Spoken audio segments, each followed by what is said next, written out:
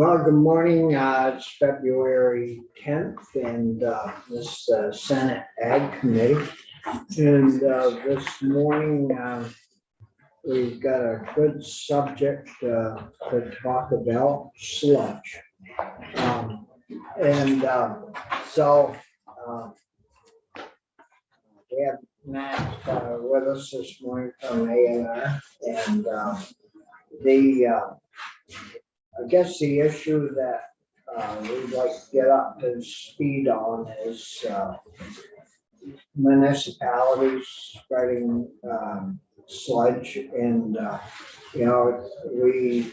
I'm sure you've heard and we've all heard and read about the situation in some other places that hasn't turned out too well, or not well at all, and so we, and then we get runoff from fields, and things like that, where if we had contaminated soils, they'll reach our waterways possibly. And so we wanted to get an update on that and see how we're doing, if that's still a practice in Vermont or not. And so we'll introduce ourselves in it, and then we'll get right into it. All right, Brian Collmore representing the Rutland District. Irene Renner representing Chittenden North and Goodman Fairfax. Dick Sears, Pennington County. Well, you strong. You got more hair. You got more hair. Right. Good to see you. Good to see you too. And Morning, Matt. Good morning, Senator. and Bobby Stark from Orleans County. So welcome, and we're glad to hear from you. I will dive right in. For the record, my name is Matt Chapman. I'm the Director of the Waste Management and Prevention Division in the Department of Environmental Conservation.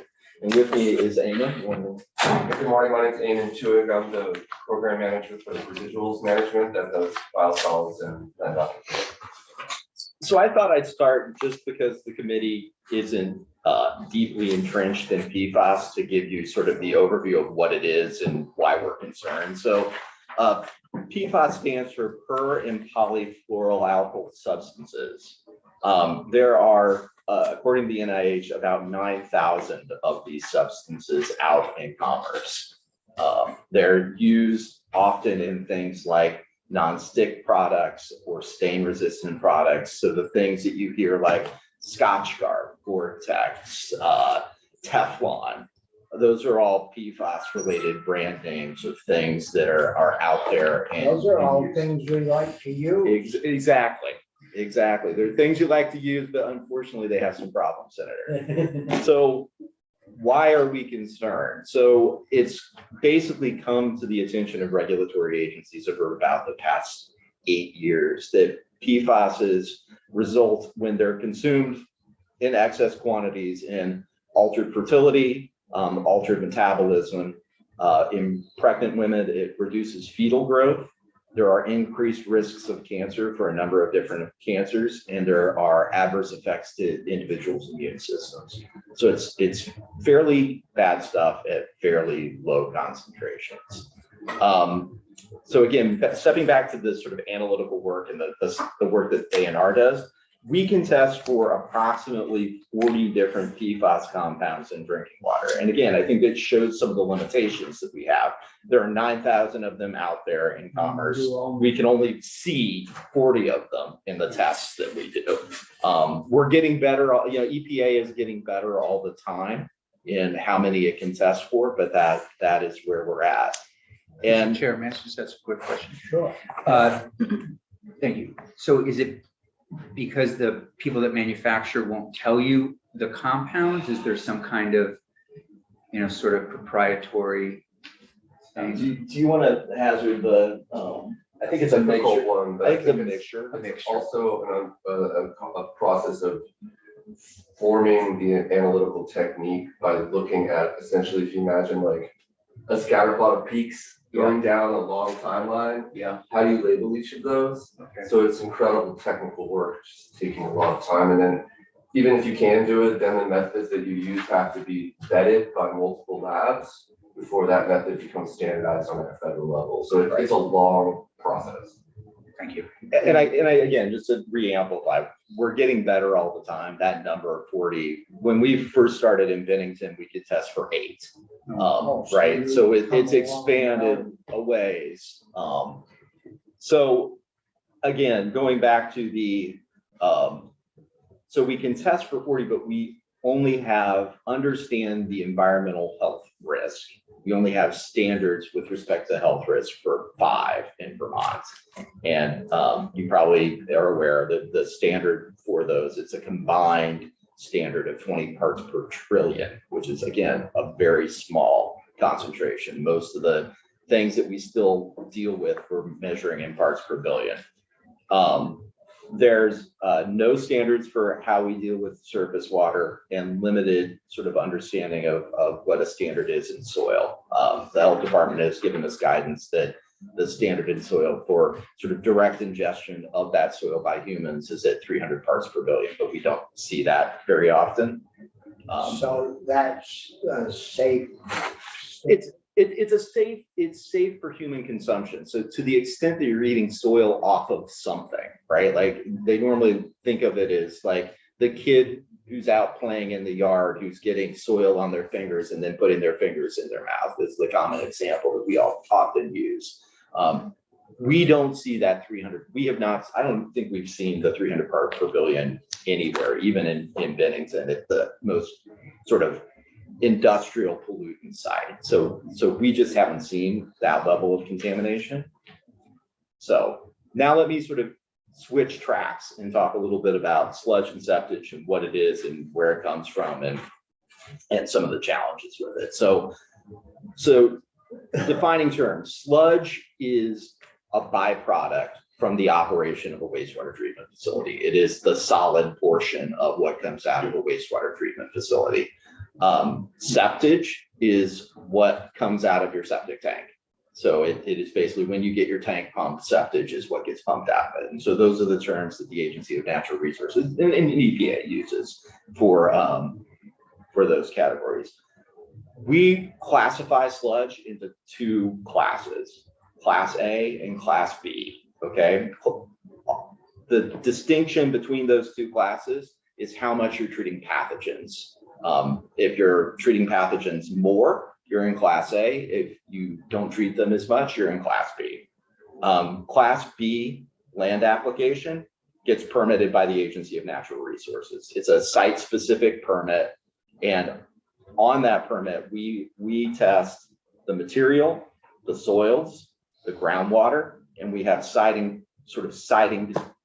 qualifications to make sure there's separation from surface water, separation from groundwater, and that it's not close to wells. And do you have test wells on that property to test out? We do. We define what direction groundwater is flowing, and we make sure we have wells that are there that will test that flow from the water coming under those fields. So, You spread that on state-owned land or privately owned? No. Or is it a common? so there are 3 sites that are permitted that actively land apply. The city of Essex Junction, Swanton, and Windsor. And so those are the 3 communities that still do permitted land application. Could you say those again? Swanton, Yeah. Essex Junction, and Windsor. Okay. And could I ask, how many acres are we talking? Of those 3 combined, Yeah. Or each individual, I'm just trying to get a sense of. they vary considerably depending on the need, or in some cases, just the agreement that they have with the landowner. They vary considerably in size, but I would say the general rule of thumb is that there's an application rate. And so that's typically done based on the crop need, and we would do that. It's based on the UVM agricultural extension recommendations. So we follow, and as would Agency of Agriculture, you would not put on more than the crop needs for growth. And so, that's why we do the testing of the material, testing of the soils, part of the reason. so that we make sure we stick to what they call an agronomic rate. And who does the spreading? That varies as well. The town may have their own small, spreader. It's typically no different than a manure spreader would do. And the farmers who do it, some of them are now doing direct injection. Yeah. Like a lot of the new farming is going on. But is it 10 acres? Is it hundreds of acres? Can you just give us? Combined, Yeah. like right now, I'd say all the Class B sites in Vermont are probably just over 100 acres. Thank you. So is that soil tested prior to spreading on it? So we know what we have today. Yes. And then in 5 years or next year, when they start spreading, it's tested. Yep. So that's what's coming out of sewage treatment. Yes. How many acres and how many sites spread from septic tanks? One right now, yeah. In the whole One state? site. Correct. That's down dramatically from, years past. One spot in the whole state Yeah, for septic? And I tank? think that's 60 acres. That's like Can you tell us where that is? Sheldon. It's in Sheldon.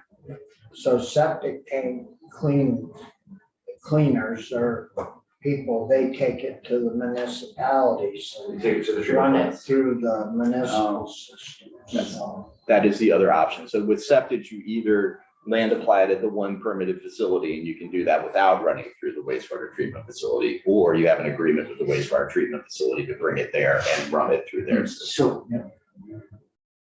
So Windsor's the furthest south. Would they take stuff from Rutland and Bennington out of state or do? No, they can't. So their permits only allow them to accept the waste they're generating at the facility. They're only allowed to manage that waste. But what typically will happen with treatment plants, smaller treatment plants haul their liquid sludge to a larger treatment plant. So like Rutland, for example, would take sludge from smaller treatment plants around Rutland. So ultimately, I don't think Windsor's taking from anybody. Essex might be taking some here and there. For the most part, they're just managing their own waste. But yeah, sludge does get moved around to the bigger plants. So I moved it all to Rutland from all the little ones around. And you're telling me Windsor's not taking, what happens with their sludge? So Rutland's goes to the landfill. Right. They dewater it on site Okay, and it goes to the landfill. okay. So basically. Sorry, I don't understand. No, it's a great question. I didn't know So do they lug that to Coventry? Yes. Really? Yeah. Oh, you take all the trash. Right. So just to sort of follow up on Senator Westman's Okay. sort of question, right? I've got a better view of the. There are really three options for what a municipality can do with its sludge. They can land apply it through a program that is administered by ANR, right? which is very It's limited. very limited. And I should say some of that material is going out of state.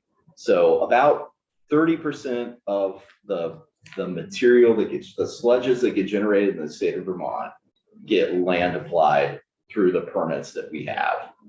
About 40% of the material that's generated in the state of Vermont gets shipped out of state, and then it's beneficially reused. Most of it's going to be Class A biosolids, right? So, Yes, approximately 45% of all the sludge generated in Vermont is actually exported from the state. right.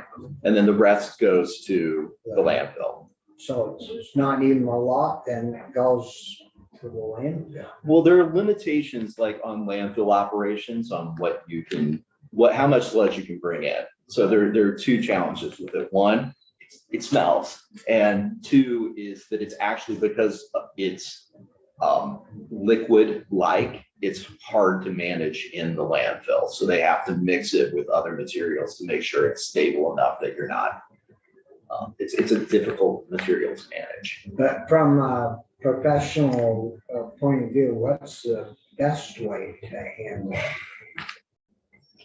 it? I think all of these options are acceptable options, right? I think highly regulated land application is acceptable as long as the state is making sure that we're monitoring it and that there isn't an issue. And when there is an issue, or we have also gone out and done a fairly rigorous testing program of all of the land application sites that used to exist and are now no longer operating, right? And making sure that we understand what's going on with groundwater. And in some of those, we've seen levels that are above our standard, though we haven't seen impacts to private drinking water supplies. So we've seen it in the groundwater, but the other drinking water supplies are far enough away that it's not in them. So we're requiring regular monitoring and what a plan for how they're going to manage that material or manage that site over the long term. So it's a good practice and to stay away from land application as much as possible. I mean, I think the biggest challenge that we have is that there's probably none of these options are particularly great options to manage the material. The best thing, and I guess if there were one policy recommendation that I were to make, it would be that we need to turn the tap off of the PFAS going into our clothes, our cleaners, our carpets, our materials, that getting it in, because that's where it ends up in the landfill or the wastewater treatment facility, right? It's Or on the farm. or on the farm, right? That's my worry. There's well, and I mean, I think unfortunately, the more we learn, the more we find it in different products. I mean, there's an evolving set of information coming out that it's clearly in containers that pesticides are stored in, and there's some evolving information that it may be in some pesticides as well. So So we overeducated some people. I mean, I wouldn't know how to make stain resistant carpet. Somebody Oh, with right, a lot of smarts had to figure that out. Well, the New York Times did a big piece, I think, on the DuPont family. I think that said, listen, I think it was the DuPont, that they knew what they were doing. They made billions off of it. And now it's like the biggest worldwide pollutant. So, since I really don't understand, and this is all new learning for me. So what percentage comes from what? when you say what percentage, So how much of this would come off the farm? How much of this would come from our clothes? How much of this is, is there any way to quantify where so we've done, or we've required that Casella do a study of the materials going into the landfill and see what the PFAS contribution from those materials are.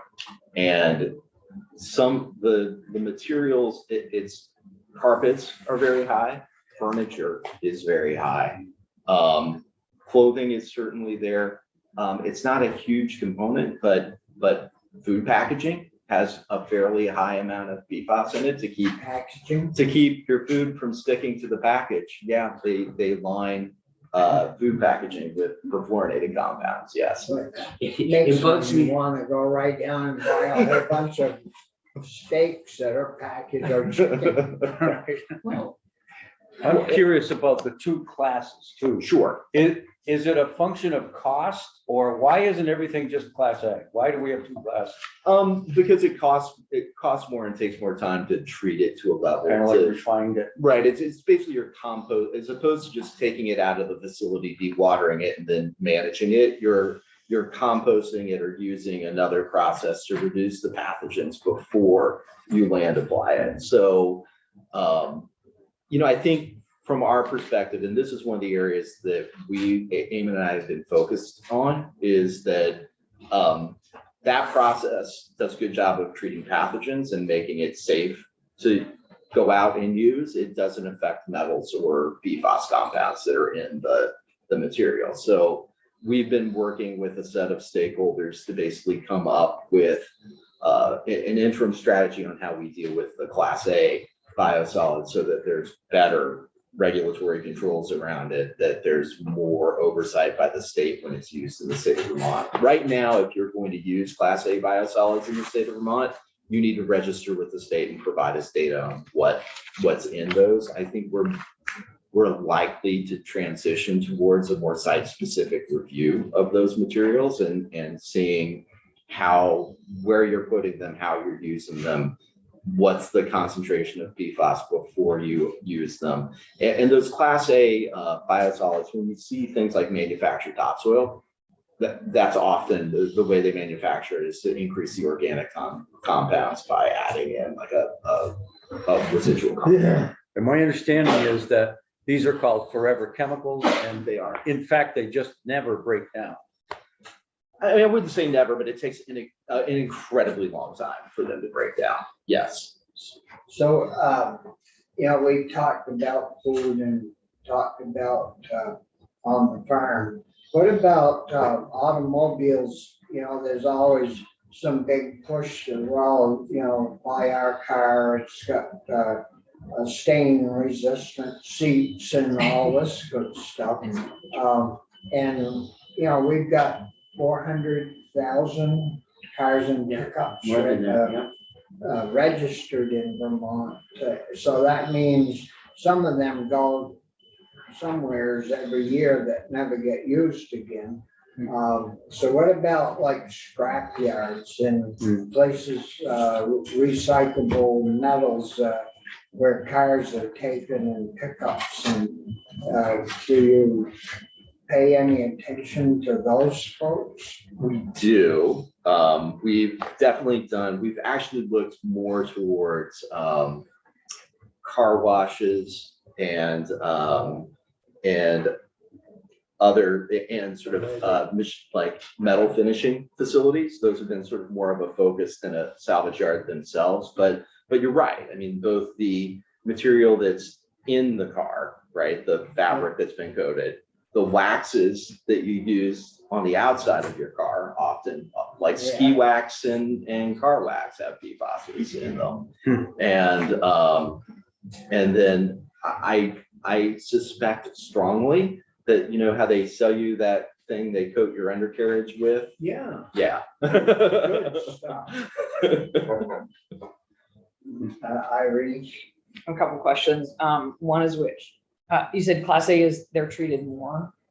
So they're further treated to reduce pathogens. Okay, so what type of solids, A or B, are being spread on those three major sites to take sludge? B. And Sheldon? Is Those that A are or B? septage, which is Okay, so different. that's not It's a- treated at all? It is, it's basically akin to Class B. The permit is almost identical. Okay, so nobody's really spreading Class A, is what you're saying, So on a regular basis? the across the entire country, and Vermont is no different. Once you generate a Class A product and you prove to us, to the state, that you've done that, then you can distribute that basically like a compost. So there's not a tracking system for where it goes. That said, they tell us, we typically know whether it's in state or out of state. The majority, and we know the material managers that are, moving this material.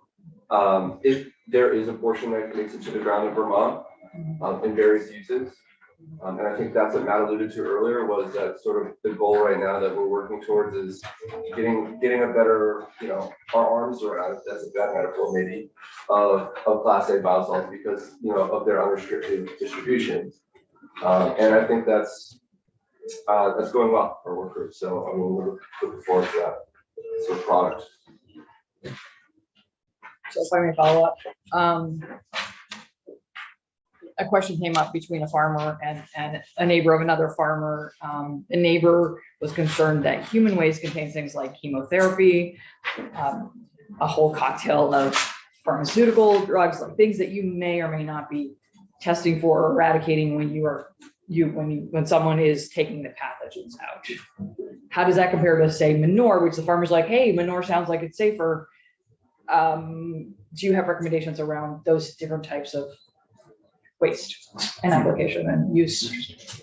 Well, so we are collecting chemical data on a select group of chemicals, certainly not chemotherapy drugs. And to my knowledge, we're not doing, pharmaceuticals, things like that. There have been studies, at the academic level that look at those things. A lot of the compounds of concern actually degrade quicker in soil through soil microbes than they would, for example, in an aquatic environment.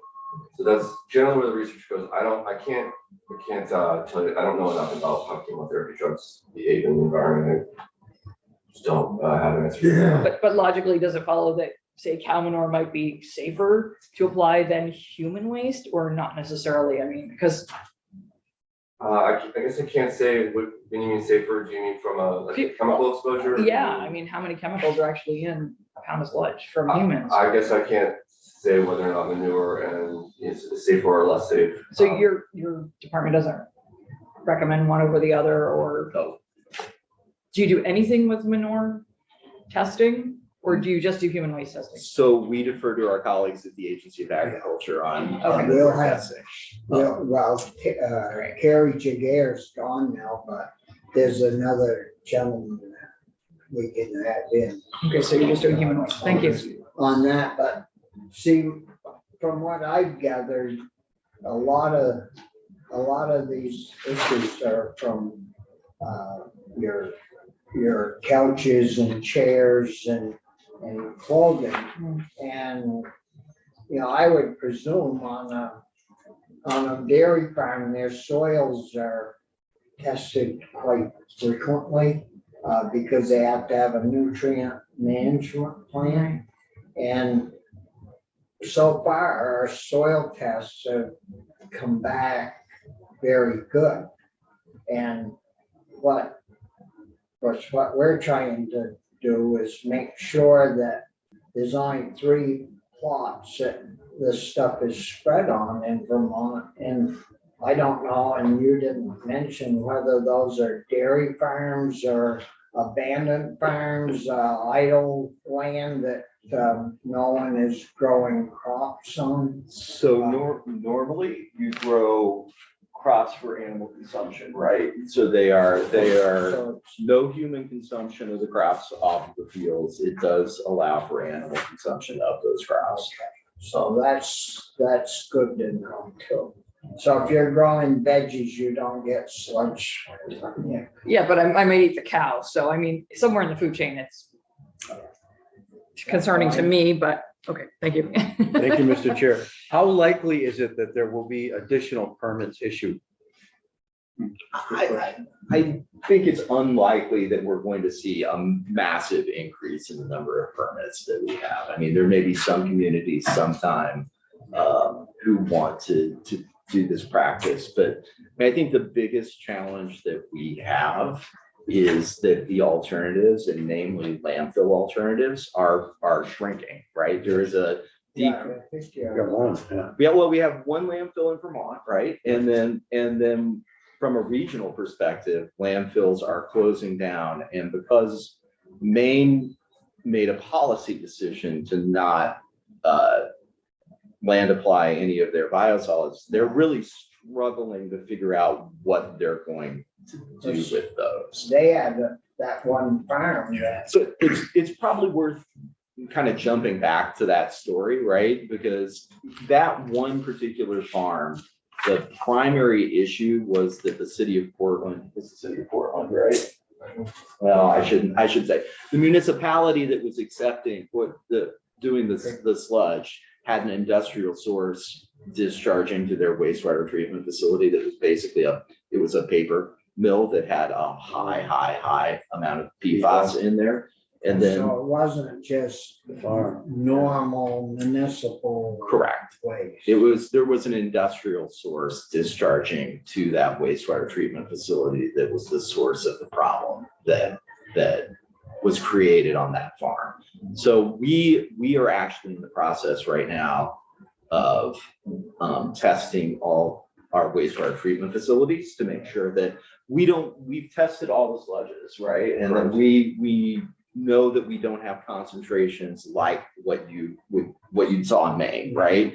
But we're also doing tests of all the influent, the water going into the wastewater treatment facility, and the effluent, the water going out of it, to see what the PFAS concentrations are in that as well. It's also probably worth noting that the agencies of agriculture and natural resources are working together to do a series of ag-related product testing. So we're looking at compost that has post-consumer food waste in it, compost that comes from a depackager machine, and I'm sure from your prior years, Senator, you've heard about that. Testing baseline farm fields to see what we see where you're just supplying manure, so that we have a reference point to understand what's going on. And we actually applied for and received a national EPA grant to do that. So we're in the process of sort of doing a fairly comprehensive study throughout the state to look at sort of non-industrial, more sort of the compost and what I would say traditional agriculture, but sort of the more traditional things that we see on farm lands. That sounds good, Rich. So maybe I wasn't listening good, so and I apologize if not. So the capacity we have to send out of state is in the A category. It ultimately becomes the facilities that typically take it would treat it at their facility out of state. Oh, so I misunderstood, because I thought you said all of the stuff that was in the A category, we can ship. No, it's you ship the material and it becomes Class A. So for example, there's a facility in New York that basically composts it. Okay. And then, Well, that makes it clear for me, because I was thinking if we can only ship out A, then, we're constrained, but we're really not to send out, okay? Right. Thanks, Mr. Chair. So back to the permitting, if somebody is concerned that somebody might be using this without a permit, who do they contact? Us, you guys. Yes. Okay, and then you guys will do hey, we'll check in but we know, our numbers are mostly what they are because people have been going through, we feel pretty good about people using the permit process. Okay. Thank you. Thank you, Mr. You mentioned some contaminated sludge came from a paper mill. So paper mills are using PFAS too. Like, is this something we need to know about that wasn't listed in carpets and furniture? oh, so I focus primarily on the household products that use PFAS. It's used in a number of industrial commercial applications, like Bennington. Paper, both paper production but also unfortunately like paper recyclers, because you have PFAS coated paper going in to be recycled. They're dealing with the after effects of that as well. So it's used in far too many applications. And Brian? No, you please, Mr. Chair, go ahead first. No. For sure. So I was just wondering, so if we want our land to be, we don't want Maine, all of a sudden people we want to farm in Maine because their land is better and it has less PFAS in it. I see this coming down the pike at some point. They're sending everything off.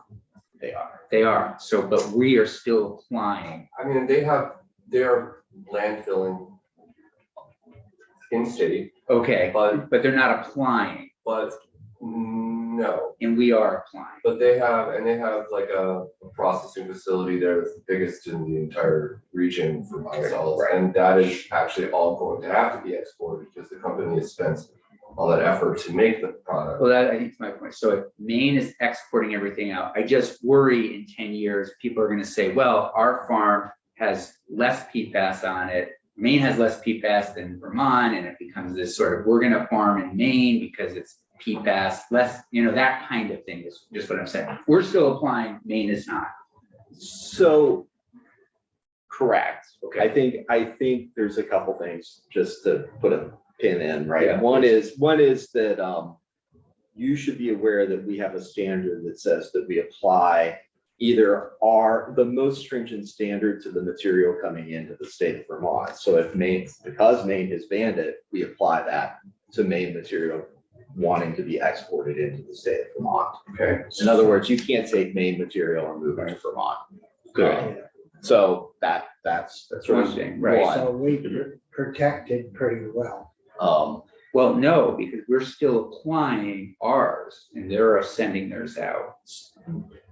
Well, so Maine is experiencing a lot of challenges. with Yeah. What they're going to do with their material, and I don't think they actually know Okay. what they're going to do with it. My understanding is that there are operational challenges to landfilling it at the existing landfill that's in Maine. There's Okay. one state-owned landfill, and that I don't know that it has sufficient capacity to actually take that material and landfill it there. They can't land apply it, and there's no incinerator capacity to incinerate it, which is your last option to deal with it. Does that work, running it through an incinerator? I mean, or We're just, it just rains on us. Well, I was ready to say, we have experience in this state of having a facility run material through a hot process and then emitting it out of stacks. And it caused significant contamination to a community when they did it. That's what happened in Bennington. Oh my gosh. They put it through the smokestacks and that's how it ended up like over around Sears's property, which is pretty far. Because it got into the, drifted, that's it, yeah. And it's one of the few contaminants that we see that an airborne emission can affect groundwater. There are very Really few fast. of Heavy. those. So let's not burn it. I don't support that. no. I have to say that, you know, so we're only at like 40% going out of state, and Maine's we're all trying to export our problem because we're using too much of this stuff. Well, and that's, I think, again, if I could go back to the single policy point, which is we need to find ways to get it out of the products, right? And, we're looking at, California, for example, just recently passed a ban on using PFAS in apparel. So that's a big to clothing and textiles, right? So where other states are taking leadership on these things, I think it's definitely an opportunity for us to take a look at that and see whether we can follow there. But the stores, it's hard to find anything made in the USA. LL Bean has a few things and some, but you go into most of these big stores, all the clothing's imported. So what are they doing Great point. in those countries? Well, we have, and again, going back, I think that, it's incredibly important that we get federal leadership on these issues. I also think it is important that we get, frankly, states like California, New Jersey, and New York that have significant capacity to do the sort of testing of materials to make sure that they meet the regulatory standards that we're setting, right? California has a EPA, equivalent of an EPA that is virtually the size of the EPA. So they do a lot of work in this area. And so we as states try to work together where there's an absence of federal leadership to move things forward. And that, I think, is where the action is right now. The federal government is doing things, but they're doing them slowly. And there are several states that are pushing this, I think, forward. When you look at, you just brought up California, the population like per square mile here in Vermont compared to California, do you have any clue of what that is? I don't. Because most cities are bigger or more heavily populated than the whole state of Vermont. And we're spread over, X number of square miles. So, our pollution situation should be a lot less than say Chittenden or some big city, or, you know. Most any of them are bigger than. Vermont. Right. I mean, I think the problems that they have are different problems, right? Like they, you know, if you live in Detroit or San Francisco or a larger city that has industrial discharges to a wastewater treatment facility, you actually, in that particular instance, you focus in on those industrial dischargers and do what's called pre-treatment. So you basically have them treat it before it discharges into the wastewater treatment facility. Yeah. We're certainly actively looking for those types of sources, and that's part of what the wastewater treatment facility testing is geared towards, is to try and focus in on where there are opportunities to pre-treat material before it enters into a wastewater treatment facility. So Sheldon, let's say Sheldon, we have a paper mill there that uses recycled or old cardboard. So do they pre-treat, or is that an issue with what the process is that they use? So I think I kind of put our recycled paper mills in the same sort of category as wastewater treatment facilities in the landfill, right? They're entities that are impacted by commercial products coming into them, right? They're getting recycled paper, they're getting material, they have less control over their feedstock.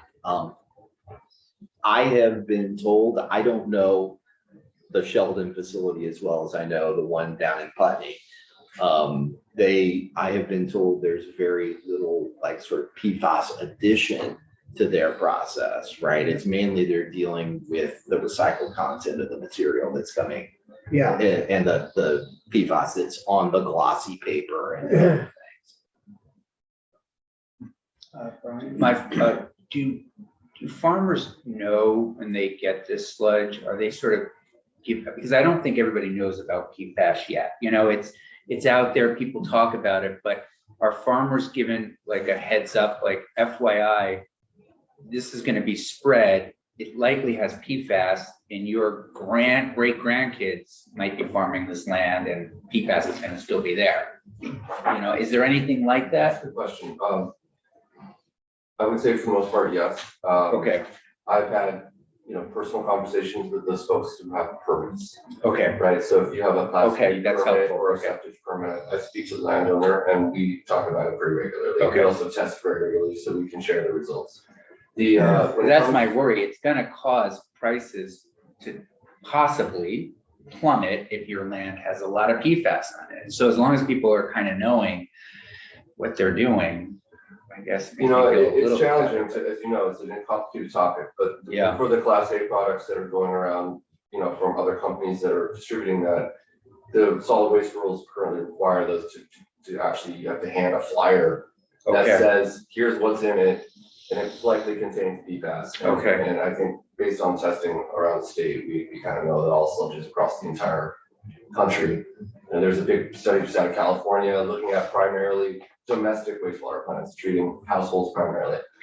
All of them have, and not that dissimilar from Vermont. And I guess just to add on top of it, we did an interesting study, and I hope we do some more work looking at two wastewater treatment facilities and going up into sort of the collection network and trying to see where it's coming from. And the majority of the PFAS being contributed in those two municipalities was coming from residential and sort of general commercial, like store type areas, not any sort of what we would say is industrial sources. So if you had asked me 5 or 6 years ago when we were dealing with Bennington, I would have told you that I thought we could probably deal with this through pre-treatment on certain select industrial discharges. I am not certain that that's the way we can deal with it today. Irene? Thank you, Mr. Chair. My impression is that there's less human waste being spread on fields than there was, say, 20 years ago. Is that accurate? Because I just feel like I used to drive by farms and see those big septic trucks just spraying stuff, but maybe that's, That isn't so accurate. we are reining this in somehow, and there are more regulations, or it's just been discouraged and it's not popular to do that, and you don't want your farm to be seen as one of those. I don't know. I'm just curious how that plays with people. I mean, I think Why that the is. regulatory cost of doing it has gone up, and I think there's a Okay. greater awareness by people of, the potential risks associated with it. And you Okay. can make decisions based on Right. that. So we only have 3 land apply permits. Right now, it sounds like, right? But that's. And, one of those communities was Windsor. Is that, do you spread that at the Windsor State Farm or is it a private? Private. I'd recommend that we try to stick with our own land. So rather than use private land, if you spread it on public land and if something happens to it, we all lose a little bit, but none of us lose everything. Whereas if you spread it on private land, I mean, that's borne by usually one individual or a Unless it gets family. into the water or the, Well, like in Bennington, it got, right, goes, because it's such a heavy chemical, it goes down and it gets into the water and then it travels. Next thing you know, it's in the, like in Bennington, it ended up in all the wells. so how many of these spots that were spraying are in floodplains? Oh, I'm sorry, what was the floodplains? Most of them are in floodplains. So you can, it's typical with the agricultural rules in that, you can in Vermont farm floodplains, they're pretty common. There are some restrictions in terms of spreading dates and the way that you crop, like cover cropping and things like that, but essentially it's very similar to what is done for manure. So it's mostly the farmlands. We have both, we have a couple upland sites, we have a couple of floodplain sites in terms of permitting. But as long as you're testing prior to and during, and then I would hope after. And it's, I mean, this has gone on for quite a few years. And things are testing out okay, to your knowledge. Right, we certainly don't have anything that, like what you saw in Maine, right? I haven't heard of one issue. And the main reason we had you in is just to make sure that we're doing it as right can be and as careful as we can be. Because that deal in Maine, that went nationwide and it certainly didn't help their ag community out there. So that's, it sounds like you folks are on top of it, ag's working with you and I know they have to do the big farms have to do a nutrient management plan update every year, so. Does that have PFAS checks in it, the nutrient management plan? No, Correct. no. But when they do the plans, Brian, when they Yeah, do the. yeah. There's many samples in a field taken, and that's how they know if you use less fertilizer Right. here than up here, and that's all punched in, and that's, But they don't check for PFAS in those. That's my point. So it's, wouldn't yeah, pop up. no, they're not Wouldn't. testing for it. So that's the Well, worry partly. So again, going back to the, I've referenced it a little bit earlier, we will be doing agricultural field testing as a part of a broader program we're doing with EPA grant funding. So that's, Especially where.